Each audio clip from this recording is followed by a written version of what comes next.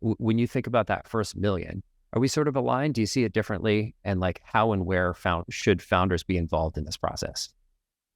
Yeah, I think you really hit the nail on the head there, Colin. And it's something that like is on our schedule today to talk about, like when it makes sense to hire salespeople. But that like making sure that you have those customer development conversations so you can really dial in your market, like who are your people, what's their problem, what's the solution, what's your offer, what's the result, and really have that sorted out ahead of time, plus kind of prototype whatever systems are required, is the job of the founder, right? And early on, it's to keep cash flow coming into the business so that there's money available to make the investments that are required.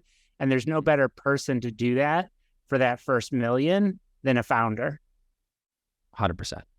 Yeah. 100%. There's so much like going 0 to 1 of like what you need in terms of documentation, what you need in terms of feeding back the changes into the product, what you need in terms of like getting the engineering team to fix this bug or squash that bug or build something new. The way I think about it as a founder is like the more layers or the more people I add into the process, the more layers of insulation I have from the actual customer. Mm-hmm. And in the early days, I don't want to be insulated from the customer at all. Yeah.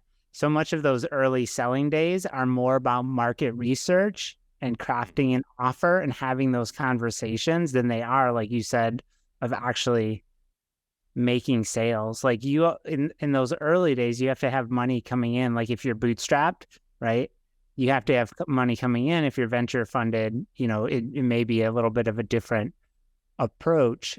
And those conversations, some of those are going to be actual marketing conversations where you're not showing up to sell, but even your sales conversations should be marketing conversations on the front end of the conversation.